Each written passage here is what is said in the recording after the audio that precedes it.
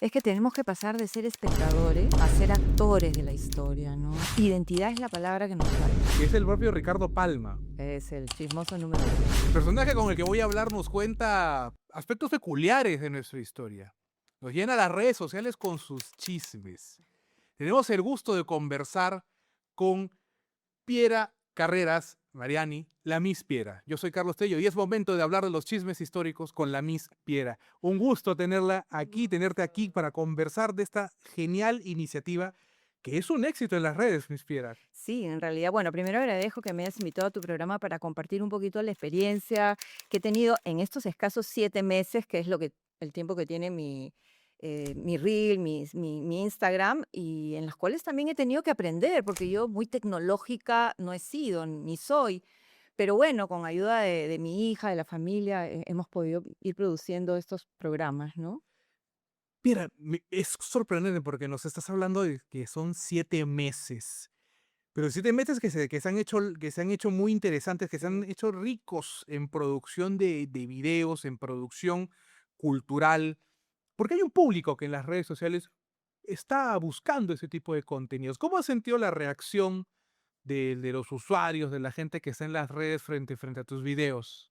Muy sorprendida, gratamente sorprendida, porque a veces uno tiene la idea que la cultura, la historia son temas que son aburridos, que no generan entusiasmo en la gente. Sin embargo, por esas razones del destino, las publicaciones que hemos estado haciendo han tenido mucho entusiasmo entre la gente y de todas las edades, ¿no? Claro que la media, calculo yo, debe ser ya gente de unos 35 a 50 años, los más activos en cuanto a seguidores, pero me he dado cuenta y creo que muchos de nosotros que sí se puede hacer cultura, ¿no?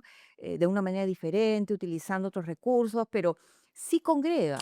O sea, sí hay gente que se interesa por estos temas y eso me llenó a mí de una profunda satisfacción, ¿no? Hay una formación profesional que tú tienes como maestra de historia. Ujú. Y luego buscando ser guía turística, pero hay una historia de por medio en el que interviene la creación del canal de la página de Ujú. Instagram, de algo que pasó en la pandemia, Piera. Sí. ¿Qué ocurrió exactamente? Bueno, en la pandemia, a todos nos golpeó. Fue un año muy difícil para mí porque, digamos, mm, fui desvinculada, como mucha gente, de los trabajos estables que teníamos. Por otro lado, hasta me rompí el brazo. O sea, fue un año muy complicado. Y este encerramiento, ¿no? Me hizo pensar en, bueno, ¿y ahora qué voy a hacer? Porque en ese momento yo tenía 60 años y decía, a mi edad va a ser muy difícil conseguir trabajo. Y entonces, ¿por qué no busco realizarme en algo que siempre me ha gustado, que es el turismo? ¿Por qué no ver algo de turismo, no? Y es así como llego a empezar a estudiar a un instituto y me doy cuenta, bueno, al primero entré como un tema de, bueno, vamos a ver qué pasa, ¿no? A ver si es que vuelvo a las aulas. Y me quedé enganchada, me encantó, me gustó el ambiente, me gustó el tema, la forma en que se enfocaba el turismo en el Perú, y eso hizo que me mantuviera a los 3 años, porque yo estudiaba en un instituto, y me mantuve ahí, y ingresé como todos los compañeros desde el día uno, y estudié todo, a pesar que yo tengo un grado de maestría, no quise en ningún momento decir, bueno, tengo mi maestría y simplemente sigo los cursos que me faltan. No, yo dije, me voy a hacer toda la carrera como cualquier estudiante, ¿no? Y así fue y realmente me quedé enganchada. Y me di cuenta también, que no fue algo intencional, que yo podía juntar la historia o el ser profesora de historia con el turismo, que iban muy bien, que eran compatibles, ¿no? Y bueno, y lo que estamos haciendo ahora realmente demuestran que es posible hacer las 2 cosas. Y yo recomiendo a todos, jóvenes y mayores como yo, que estudien una segunda carrera o lo que les guste, ¿no? Siempre estudiar nos abre nuevos horizontes, un panorama diferente. Y el paso a Piera te guía, ¿cómo fue? Del guiado de turismo, que es toda una experiencia también, porque ustedes los guías de turismo nos llevan por las calles, nos buscan darnos y nos entregan una experiencia inmersiva muchas veces en el centro de Lima, probablemente entrando a una casona, entrando quizá a las catacumbas de una iglesia. Ese paso digital, ¿cómo llegó? como muchas cosas en la vida, de manera casual, porque el día que yo terminé, que fue en diciembre del 2024, mi hija fue a la presentación que hice en uno de los museos donde practicaba y me grabó. Me grabó y bueno, muy orgullosa ella, puso mi mamá, sus 64 años, se acaba de graduar y hizo una nota muy bonita, pero que era una nota pues de orden familiar, ¿no? Y en eso empezamos a ver y la cantidad de gente que empezó a felicitarme, me sentí muy feliz de haber generado ese sentimiento, incluso gente que me decía, qué bien, ¿no? Yo tengo, no sé, 25 años y no sé qué hacer de mi vida, ¿no? Y te encuentras con esos casos y dices, bueno, hay que alentar a la gente a buscar su propio propósito, ¿no? Y eso fue lo que a mí me llamó la atención, ¿no? Ver tanta gente que podría interesarse en una historia como la mía, ¿no? Y bueno, de ahí ese paso digital fue mi hija que me dijo, mamá, tienes que crearte un Instagram. Y yo le dije, ¿qué es eso, no? ¿Qué es un Instagram? Y empecé de ahí, o sea, de no saber siquiera cómo funcionaban las redes. Desde ahí me inicié, ¿no? Y de ahí video por video, tema Exactamente, por tema. exactamente. Hablando de todo, Piera, y aquí ya vamos a ir entrando quizá al trabajo mismo y a las múltiples posibilidades que puede ofrecer la historia del Perú. ¿Cómo es el trabajo? ¿Cómo logras encontrar un tema? ¿Cuánto puede demorarte la elaboración de un video? Sí, fíjate que los videos tienen una duración de más o menos un minuto y medio.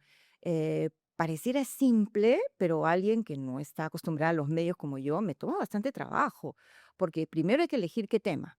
Tiene que ser un tema que genere interés. Segundo, me dedico a recopilar la información referida al tema. Información que la medida de lo posible sea pues producto de investigaciones. Cuando no lo son, tipo Ricardo Palma, que sabemos que es un tradicionalista, hay que decirlo, ¿no? De acuerdo a Ricardo Palma, tal cosa. Una vez que recopilo, hago mi primer documento del guión y luego ese guión pasamos junto con mi hija a un poco revisarlo y hacer una estructura adecuada para un reel. Y eso después viene la grabación propiamente dicha, ¿no? La grabación puede tomarnos una hora y media. Entonces es un proceso un poquito largo, por eso hay gente que me escribe y me dice, pero ¿por qué no haces más? Y yo digo, es que no es fácil, ¿no? No es fácil porque empiezas de cero, en mi caso, con los temas. Pero es increíble también que se está generando una especie de comunidad de aprendizaje. La misma gente te va sugiriendo temas y te dice, ¿por qué no lees tal cosa? Entonces me pongo a investigar y me doy cuenta que sí es un tema con potencial.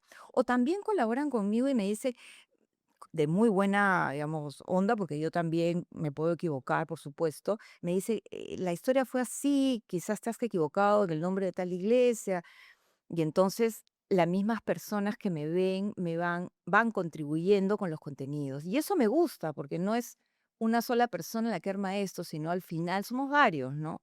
Los que vamos haciendo esta experiencia. Y se genera un feedback muy interesante porque hay personas que estaba leyendo los comentarios de tus videos, te cuentan su experiencia personal con tal lugar, por ejemplo, en Sí, el que ambientas una historia para traer a colación un video, por ejemplo, el que dedicaste a los tesoros de Catalina Huanca, sí, ¿no? Y sí, es increíble, pero hubo un presidente de la República que se dedicó a buscar así un es. tesoro que puede ser mítico, que puede ser legendario, que era una tradición de Palma, pero que hubo un esfuerzo oficial por Sí, parte del gobierno claro. peruano, por parte puntualmente del presidente Sánchez Cerro, Así de es, querer buscar un tesoro. así es. Y hay gente que menciona que esto siempre fue una leyenda entre los limeños antiguos, que durante mucho tiempo se Efectivamente, contaba. efectivamente, todo ese tema del huaqueo, de la búsqueda de tesoros, ¿no?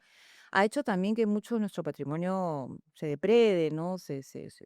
Incluso han habido momentos de nuestra historia donde le decían al investigador, bueno, lo que tú encuentres acá, la mitad es para ti y la mitad es para el Estado, cosa que también ahí hemos perdido mucho, mucha de nuestra cultura, de nuestra historia, ¿no?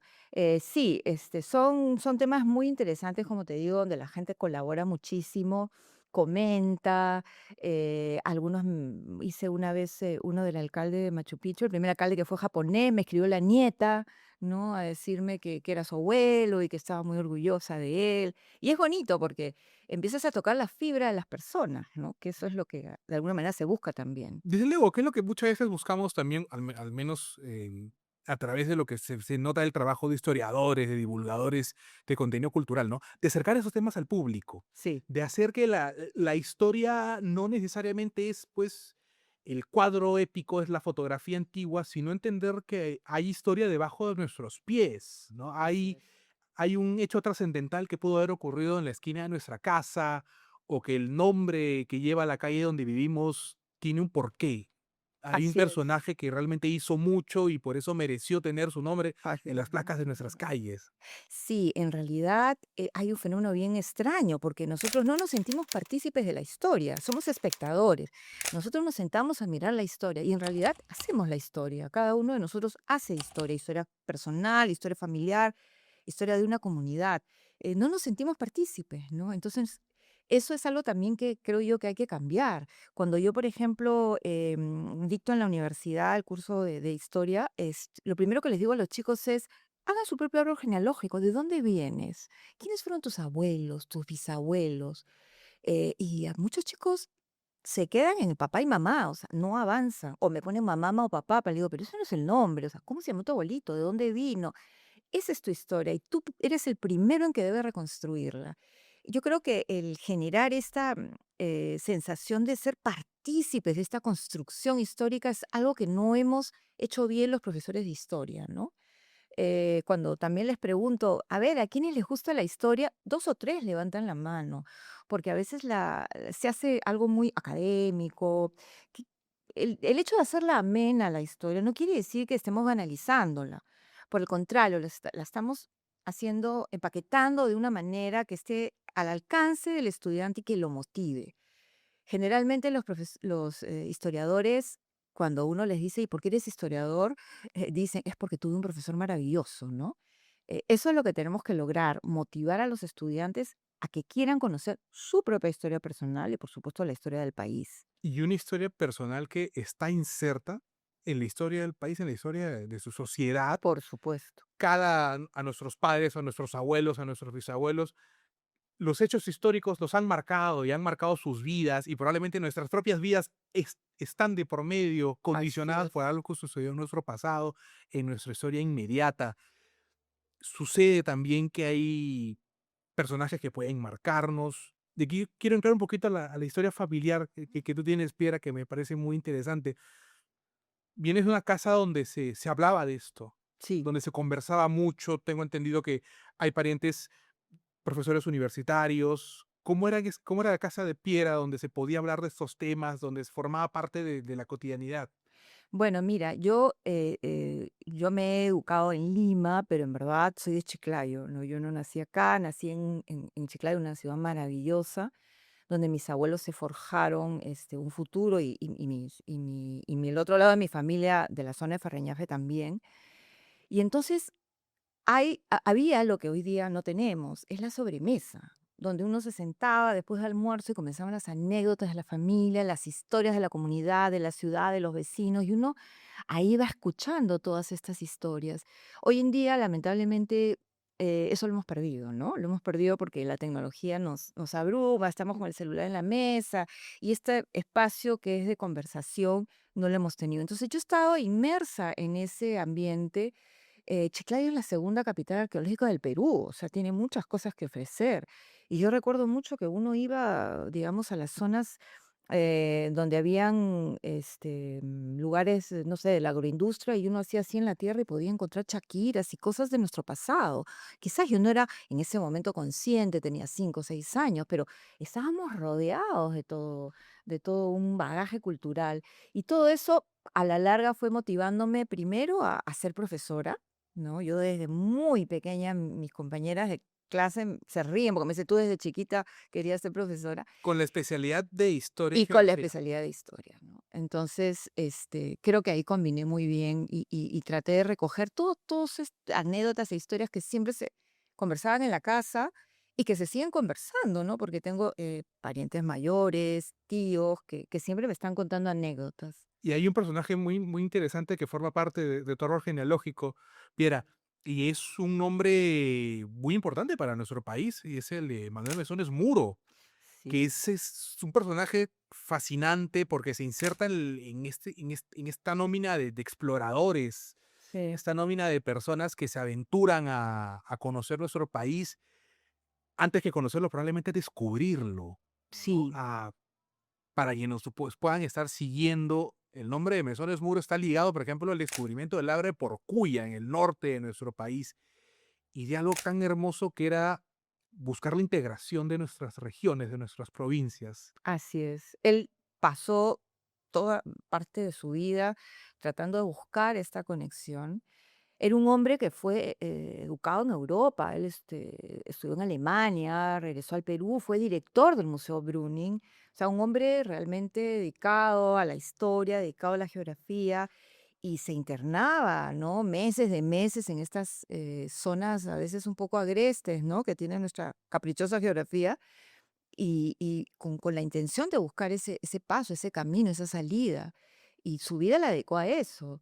Eh, por supuesto, tuvo un costo en la familia el hecho de ausentarse tanto tiempo, pero su meta era una meta muy clara, era aportar al Perú, como tú dices, integrarnos. Algo todavía no logrado completamente, porque no solo se trata de integración geográfica, se empieza por ahí, pero hay mucho más que eso. Y yo creo que es un esfuerzo que hay que retomarlo desde distintas aristas, ¿no? A través de la cultura, a través de la historia, poder lograr esa conexión también entre las distintas zonas de nuestro país. Desde luego, conocer a los personajes que fueron claves para ese trabajo, personajes civiles, ¿no? Además, El Perú tiene múltiples héroes civiles que probablemente se encuentran colocados en un segundo nivel, pero hay intelectuales, hay pensadores, hay, y este caso puntual, el de mencionas uno de así exploradores, de es. gente que se inserta en un país por zonas que probablemente no estaban ni registradas por la cartografía, No, ¿no? Simplemente viendo el mapa desde un lado y luego desde el otro, y pensar que se puede llegar de un lado a otro, así es. imaginándose que podría llegarse sin saber lo que hay en esos rincones. Es lo bonito del proyecto, del canal, de la página de Instagram, Piera, porque encontramos varios de esos personajes también por ahí, Sí. ¿no? Esos datos, esos Mm. personajes que quizá protagonizaron momentos importantes de la historia y puede que estén un poquito olvidados.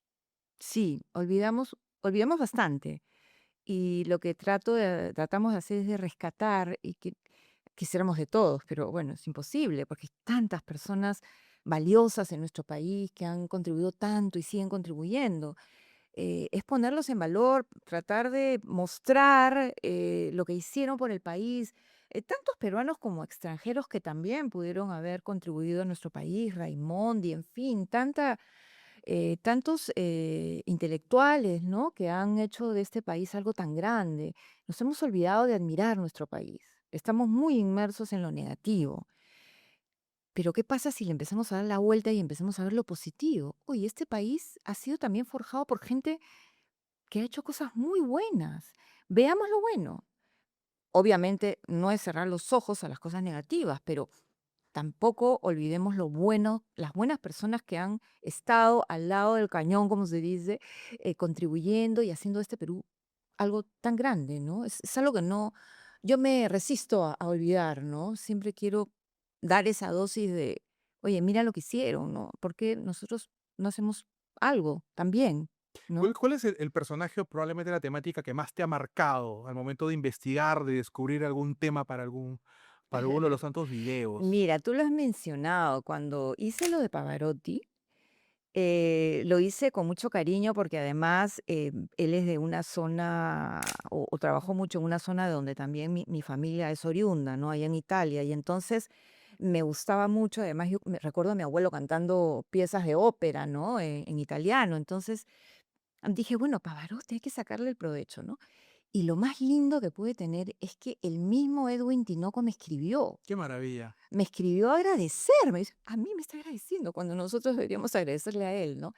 y fue muy generoso con sus palabras. Y eso para mí me marcó mucho. Dije, bueno, entonces esto vale la pena, ¿no? Vale la pena seguir con esta idea de dar estas pequeñas historias que motivan. Recordarnos, para empezar, la linda visita que tuvo Pavarotti al Perú, Claro, ¿no? Que fue histórica, vino una sola vez a una nuestro sola vez. país, cantó en el Jockey Club, Ujú. dedicó un área al Perú, ¿no? Así es. La grabación está por ahí, ¿no? Y dijo que utilizó la imagen de una mujer, ¿no? Y dedicó Ujú. un área de Puccini al Perú. Entonces, es un momento que quizás quedó un poquito olvidado en la historia, Sí. relegado, pero que nos llega a través de un personaje como es Edwin Tinoco, Claro, que fue un peruano que acompañó a Pavarotti hasta el final hasta de el su carrera. final de sus días. Y mucha gente a raíz de lo de Pavarotti y Tinoco empezaron a hablarme del Señor de las Cenizas, ¿no? Que fue este otro personaje que descubre un periodista, Mauricio Fernandini, si no me equivoco, en un lugar, en un botadero de basura, encuentra este señor, reciclador, escuchando a Pavarotti, Que ¿no? escuchaba en una radio En una radio, destartalado, escuchaba sí. ópera. Entonces fue algo alucinante todo por ese tema de Pavarotti, e incluso logró que lo pudiera, escuchar, ¿no? Lo invitaron y fue un invitado de honor de Pavarotti. Entonces, eso también la gente empezó a recordar, ¿no? Al señor de las cenizas, así se llamaba. Entonces, ¿cómo va movilizando un tema? Nos va movilizando y nos va haciendo recordar aspectos de nuestra historia a veces olvidados, ¿no? Entonces, eso fue muy bonito. Después también el de este alcalde, de origen japonés, que fue el primer alcalde de Machu Picchu, ¿no? Algo que mucha gente no No lo conocía. asocia, ¿no? Entonces, ¿cómo Machu Picchu? Sí, Machu Picchu, ¿no? Un trabajador, que vino para construir ahí el ferrocarril y resultó al final hasta 2 veces alcalde, ¿no? Entonces, esos temas son temas, creo yo, que despiertan mucha identidad. Identidad es la palabra que nos falta. Y yo creo que la educación y el turismo generan eso, ¿no? Identidad. Tal cual me quedo con esa reflexión, ¿no? Que el turismo también puede aportar a eso, siendo el Perú un país de enorme riqueza, Sí. en cada región tenemos un potencial impresionante. Pero también puede haber, Piera, que en este recorrido que haces tú por la historia, evaluando temas, consultando bibliografía, porque cada video requiere de una Sí. investigación, acudir a los libros. Pueden haber también ciertos momentos tristes, desagradables, lo hemos hablado un poquito fuera de micros también, oportunidades perdidas que ha tenido el Perú, ¿no? Sí. La falta de comunicación que tenemos, por ejemplo, la falta de integración como país. Te has encontrado con varios de estos momentos, con varias de esas situaciones en las que uno dice: "¿Qué faltó aquí para?". Ujú. Es que tenemos que pasar de ser espectadores a ser actores de la historia, ¿no? Y sí, efectivamente, muchos pasajes de nuestra historia son duros, son tristes. Uno pues revisa el libro de Quirós, por ejemplo, la historia de la corrupción, y tú dices, no puede ser, seguimos en lo mismo, ¿no? Eh, pero es parte de lo que tenemos que hacer para transformarlo. No podemos quedarnos en que, bueno, sí somos los peruanos, pues no. Yo no me resigno a decir eso. Yo creo que si algo vemos que no funciona, tenemos que contribuir a solucionarlo.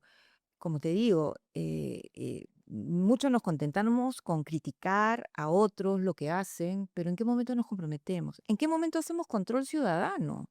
Nos hemos olvidado de hacer control ciudadano. Si yo estoy en un micro y veo que alguien está robándole el celular, ¿en qué momento intervengo? ¿En qué momento alzo mi voz cuando veo alguna injusticia, no? Yo creo que esa parte, que es la parte en la que tenemos que reeducarnos para cambiar y hacer de este país algo bonito. Tenemos muchas cosas de que enorgullecernos y siempre andamos mirando solo la parte negativa, que la hay, por supuesto, pero que hay que ver también lo positivo y rescatarlo.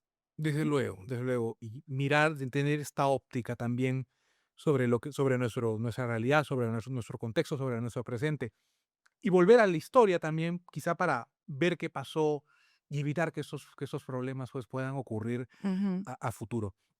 Piera, en Leamos hablamos de libros siempre, y quiero preguntarte, ¿cuáles son los libros a los que usualmente recurres para Ujú. hacer tus videos, para hacer tus investigaciones? ¿Hay probablemente algún autor de cabecera o Sí. recomendaciones que nos puedas seguir dando para explorar la historia de nuestro país?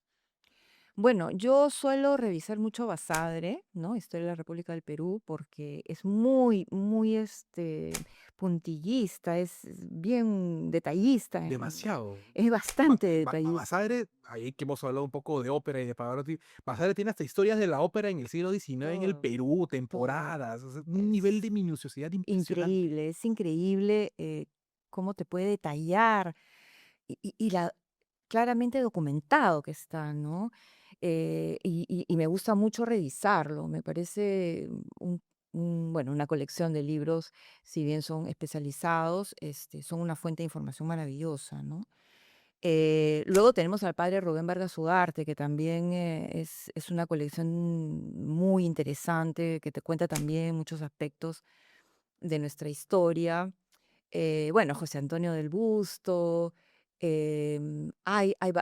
Contreras, Cueto, hay varios autores, historiadores que son muy buenos, algunos ya especializados, ¿no? Como por ejemplo, hay un libro sobre el Hospital de San Andrés que escribe Teodoro Hampen, ¿no? Ya cuando entra uno a los detalles más específicos, puede encontrar algunos autores que sí, que también están, en la vanguardia, digamos, Tal cual. de los temas, ¿no? Y muchos investigadores nuevos Ahora, también. pero mencionaste a un autor hace unos minutos al que podríamos incluso calificar como un chismoso histórico, que es Sí. el propio Ricardo Palma, Es el chismoso número uno. a quien hay que leerlo en cierta forma, con diversión también, pero con mucho cuidado, porque lo que Sí. cuenta Palma no es necesariamente una verdad histórica. Para nada. En sus 230 tradiciones están mezcladas, ¿no? Los mitos, las leyendas, las cosas también históricas, pero es un estilo pues muy divertido, ¿no? Y también es una forma de aprender un poco de historia, porque lo que él hace es detallar también momentos, sobre todo en la época virreinal, ¿no? Que es una crítica que se le hace, que solo escribe, Y ¿no? prácticamente la mayor parte de La las mayor tradiciones son en el virreinato. Todas, casi todas son del virreinato, pero lo hace de una manera que también te transmite cuál era el ambiente de la época, ¿no? En la época, en la etapa virreinal, lo que cuenta de Amat, ¿no? De la Perricholi, ese tipo de historias también son interesantes y también tienen un fondo de verdad, porque eso ocurrió, ¿no? Quizás no cuando la Perricholi le dice, yo te voy a dar el sí cuando tú me pongas la luna bajo los pies, y de repente un día hubo luna llena, y entonces la llamó a la Perricholi y le dijo, mira, ya te puse, ¿no? En un estanque, creo que era ahí en Bueno, se asocia al paseo de aguas, creo, al paseo de aguas, ¿no? en Y el dice: "Ahí te Rímac. pongo ¿no? La luna a tus pies", y esas cosas. Claro, es muy probable que eso no haya sucedido, pero sí que hubo un romance, ¿no? Entonces, la forma de narrarlo es una forma muy muy interesante, lo del Conde de Nieva también, ¿no? Que cuenta lo de Baltasar Gavilano, la escultura que mató a su propio autor. Entonces, hay esas historias, pero que sí tienen una base, muy muy verídica, ¿no? De lo que pasó realmente en ese momento. Entonces, él sí hay que leerlo con mucho agrado, simpatía, y además porque fue, prácticamente el creador de un género, ¿no? El género de las tradiciones. Entonces, hay que mirarlo también por ese lado, ¿no? Y sí, es muy muy delicioso leerlo, Eso ¿no? es cierto, como un bonito punto de partida también para entrar a la historia, para entrar Así es. al descubrimiento de la ciudad, ¿no? Porque Sí, gran parte de las tradiciones de Palma son en el virreinato y gran parte son en Lima. en Lima, Y tú, y concretamente. tú que eres guía turística, que Sí, probablemente te conoces de todos los rincones del centro histórico, está el espíritu de las tradiciones de Palma en las iglesias, en las casonas, en los personajes de las calles. en todo. Es más, ahora hay una especie, está un poco en el, digamos, en el tapete, todo esto de la arqueología virreinal. No te imaginas la cantidad de cosas que hay debajo de nuestra Lima, ¿no? Han querido hacer, reconstruir el arco, ¿no? Que unía el puente de piedra con el Rímac, y resulta que debajo se han encontrado con el Molino de Alvear, se han encontrado con muchísimas cosas. Debajo de nuestra Lima hay todavía un tesoro por descubrir. Y entonces es inagotable. Nuestra ciudad tiene muchísimas cosas que se están poniendo en valor, ¿no? La labor que está haciendo ProLima, por ejemplo, es una labor muy encomiable, con mucho respeto, ¿no? Se está tratando de recuperar todo ese bagaje patrimonial que Lima tiene, Y que es un ¿no? trabajo duro, complicado, que Y de muy costoso, muy costoso muy también, costoso. y que nos va a hacer que nos tiene que llevar también a valorar más lo que tenemos en el centro de Lima, quizá abandonado durante mucho Sí. tiempo, quizá sin tener por buen tiempo las comodidades que un circuito turístico requeriría, que hoy no está teniendo, ¿no? Creo que Sí, ha cambiado. los museos de las iglesias tienen ya un buen guión museográfico, unos buenos recorridos, y poco a poco, pues es un trabajo que tú lo estás viendo probablemente desde el mundo del guiado turístico. Mira, yo he estado la semana pasada en un curso de capacitación para guías solamente en el Museo de Arte Religioso San Francisco. Solamente ahí nos tomó más de 5 horas. Solamente ese museo. Estuvimos con un gran especialista muy reconocido que nos llevó por bastantes espacios del mismo museo y es increíble la cantidad de patrimonio, de riqueza que tenemos, ¿no? Y que felizmente se está poniendo en valor. Santo Domingo también, ¿no? La catedral. Es decir, ahora Lima es atractiva, ¿no? Y yo siempre les digo a la gente con la que tengo oportunidad de conversar, cuando uno dice, no tengo nada que hacer el fin de semana, a alguien se le ocurre decir, me voy al centro a dar una vuelta, a tomarme un pisco sour en el Mauri. No lo escuchamos todavía, pero yo estoy segura que con este trabajo que están haciendo los guías y lo que está haciendo ProLima, pronto vamos a tener eso. Así como me voy a Barranco, también me voy al centro.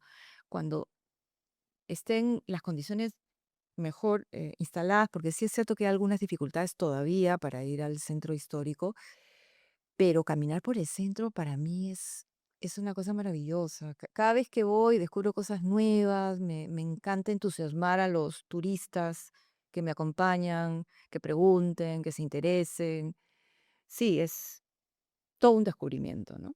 Alguien que puede seguir esa entrevista te puede preguntar, Piera, ¿cuál es el lugar del centro de Lima que tú recomiendas siempre? Mm. Mira, el Museo de Arte Religioso de San Francisco. Para mí es una joya maravillosa. La catedral y caminar, como creo que hablábamos del Conde de Superunda, caminar por el Conde de Superunda es una inmersión a la Lima virreinal cuando uno lo asocia con todo este esfuerzo que hizo José Antonio Manso de Velasco de reconstruir Lima, ¿no? Bueno, Lima, el Callao. Fue un hombre que se instaló con carpas en la Plaza Mayor durante varios meses, tratando de organizar la vida en el virreinato y de rescatar Lima, al punto que muchos decían, mejor mudemos la ciudad a otro lado, que no sea acá la capital del virreinato, que en ese entonces pues no era Lima, sino la ciudad de los reyes, ¿no? Y él insistió, no, en que había que reconstruir Lima, la ciudad de los reyes, y se logró, él y Amat, ¿no? Bueno, el virrey Manso de Velasco asumió la reconstrucción de esta ciudad devastada por el terremoto que hoy en día tememos, ¿no? Porque Sí. la lógica del el fuerte sismo que recordamos que hubo en el virreinato fue el que aconteció durante el gobierno de Manso de Velasco, Sí, que devastó a la ciudad por completo, devastó al Callao, casi además, lo lo destruyó, ¿no? destruyó por completo, Ujú. y él con su autoridad logró levantar Lo y así es. el diseño del damero que hoy tenemos de Lima llega prácticamente por Manso de Por Mazo Velasco. de Velasco, efectivamente, incluso dio una norma por la cual las edificaciones tenían que ser desde ese momento de una determinada manera, ¿no? Los primeros pisos de un material determinado, los segundos pisos de otro material. Muchos casos no lo hicieron, pero también tuvo la visión de darnos alcanzarnos algunas recomendaciones para las construcciones, ¿no? En las mismas iglesias, porque sobrevivieron muy pocas iglesias, muy pocas casas, creo que 30 casas en Lima no se cayeron, el resto sí. Que se muestra ahí en San Francisco, estos pozos, que eran pozos en realidad para que asimilen las ondas sísmicas, ¿no? Se aprendió a construir en Lima gracias, entre comillas, a este terremoto. Un terremoto que efectivamente No se sabe cuántos grados tuvo porque no había cómo medirlo en la época, pero se calcula que pueden haber sido cerca de 9 cerca de grados. 9 grados. Y si es que Lima hoy día tuviera un terremoto de esa magnitud, no quiero ni pensarlo, porque no estamos preparados. O sea, las edificaciones que tenemos no son del todo seguras, ni antisísmicas necesariamente, ¿no? Desde luego, por ahí la historia también nos da pasajes para reflexionar, para tomar en cuenta que esto ya sucedió en Sí. algún momento y que también, pues, así como se requieren planes de seguridad, como se requieren Evacuación, políticas claro. públicas, políticas de evacuación, también hay líderes, ¿no? Sí, Y en el personaje del virrey Manso de Velasco, que de hecho obtiene el título nobiliario de conde de Superunda por su así es. gestión contra el terremoto, ¿no? Superunda, sobre la ola, ¿no? Sobre la ola. Pero mira que tuvo tan mala suerte que cuando ya es relevado del cargo y se va hacia España, regresando, cae no, va hacia Cuba. Y en Cuba justo había una revolución y él, como era la autoridad máxima, tuvo que tomar decisiones que luego fueron criticadas por el reino, ¿no? Por los españoles. Y entonces cuando llegó a España fue encarcelado. O sea, tuvo un final no muy feliz, pero eso no le quita la valentía de haber afrontado y haber organizado la ciudad de Lima para su recuperación en ese momento, ¿no? Dicen que más que un virrey fue un gran alcalde, ¿no? Pero bueno, lo que hizo fue la tarea que le competía en ese momento, ¿no? La reconstrucción de Lima De la nada prácticamente, ¿no? de la nada. De una catástrofe muy Muy impresionante, fuerte. ¿no? Que hasta ahora se estudia, hay publicaciones al Sí, respecto y finalmente, pues, el grado del sismo o de lo que se acerca a sí, eso termina siendo la norma para pensar que no estamos no libres. estamos libres Sí. de eso. Piera, la historia también tiene esos episodios duros que nos llevan a la reflexión, pero también alegres para sonreír un poco. ¿Alguno que quieras compartir con nosotros que haya sido un descubrimiento muy bonito para ti probablemente? A ver, de todo lo que he visto, bueno, los carnavales, cómo se hacían antes los carnavales, ¿no?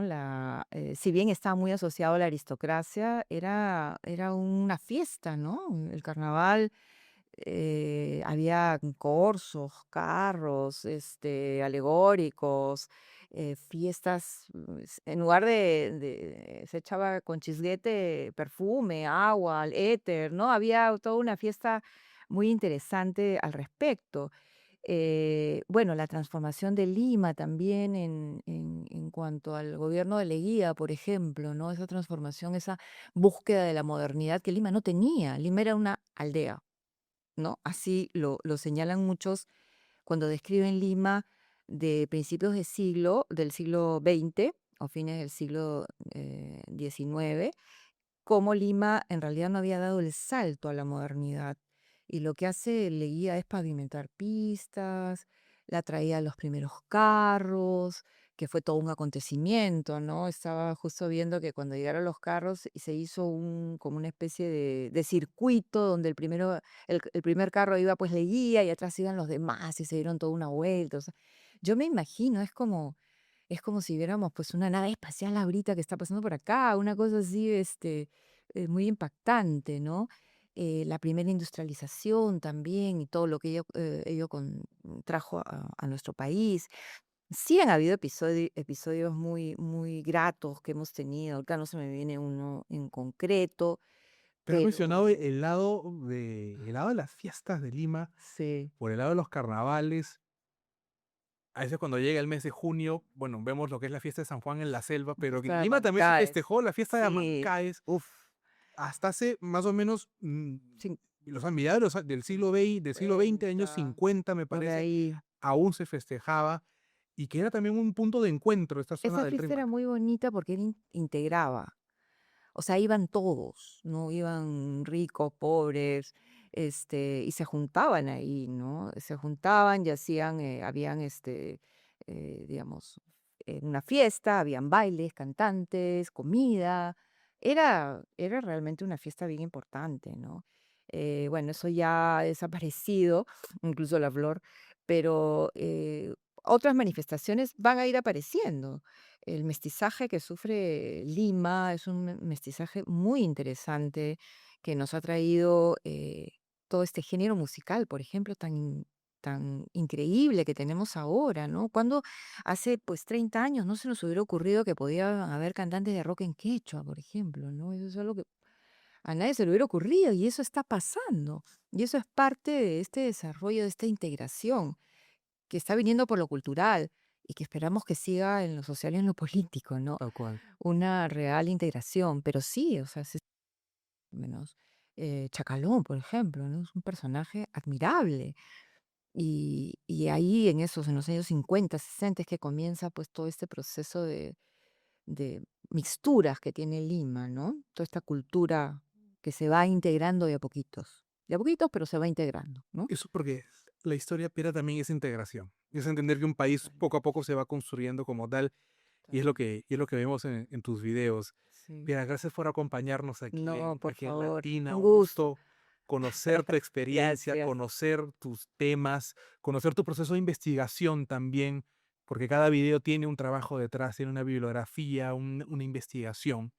Antes de acabar esta entrevista, quiero invitarte a que participes de un pequeño reto. Un reto que lo cumplen los escritores, los podcasters, los generadores de contenido cultural que han venido aquí a Leamos, al podcast de Latina. Y es que siendo Latina el canal 2 de toda la vida, quisiera que me puedas mencionar 2 libros que a ti Ujú, te hayan marcado. Como lectora probablemente, como investigadora, como generadora de contenido, como guía, ujú, como ya. maestra. Bueno, es difícil, ¿no? Poder plantear dos, pero por ejemplo, un libro que es de un educador, bueno, Ken Robinson, El Elemento, ¿no? Que es un libro que te invita a reflexionar de la búsqueda de tu propósito en la vida, ¿no? De qué cosa es lo que quieres hacer de tu vida. Él decía, hay que buscar ese elemento y ese elemento está en ti, o sea, eres tú quien tiene que buscarlo. Y es un libro donde te muestra distintas experiencias de gente que finalmente logra encontrar su elemento y logra desarrollarse en eso que quiere, en lo que sea. O sea, no tiene que ser un científico de la NASA para uno sentir que se ha logrado en pequeñas cosas. Y esa búsqueda del elemento es algo que a mí también me marcó, ¿no? Sobre todo en la época en que me quedé así en qué hago ahora, ¿no? Fue un Era libro que me ayudó el libro que llegó en el momento en el preciso. momento preciso, porque así pasan las cosas, ¿no? Uno no las busca, llego ahí, en el momento.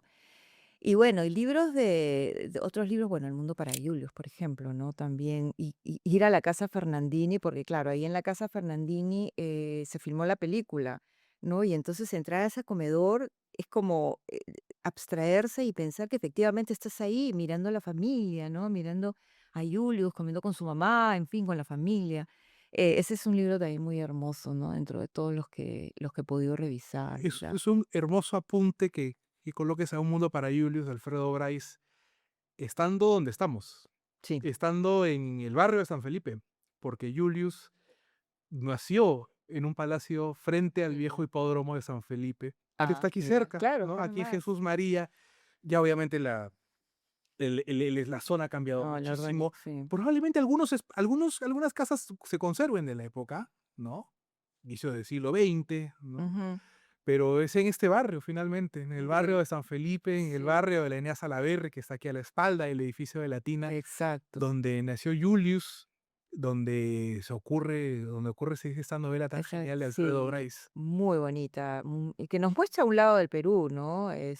Pero un lado que ha existido, que es real y que uno tiene que mirarlo con esos ojos, ¿no? O sea, no con esa criticidad que a veces exageramos cuando vemos algunos episodios de nuestra historia. Hay que ser serenos. Y el libro es un libro muy entrañable, muy bonito. Y la película, bueno, ahí en la casa Fernandini uno puede sentir esa presencia, ¿no? Que imagino la casa debe haber sido por ahí, ese estilo, Desde luego. ¿no? Sí. Desde luego. Nos quedamos con esas recomendaciones, Fiera, y con tus reflexiones en torno al trabajo genial que Muchas realizas gracias. en Internet y con los múltiples temas que tiene nuestra historia. Así es. Fiera, muchas gracias por Muchas estos gracias a minutos ti por la aquí. invitación. Gracias. Amigos, Piera, la Miss Piera con nosotros en Leamos en el podcast aquí en Latina Noticias. Recuerden, si ustedes han disfrutado de esta entrevista, les pedimos que puedan dejarnos un like y también compartirla a todos sus seguidores para que esta iniciativa, para que estas conversaciones continúen. Yo soy Carlos Tello y nos veremos en un próximo episodio de Leamos, el podcast de Latina Noticias.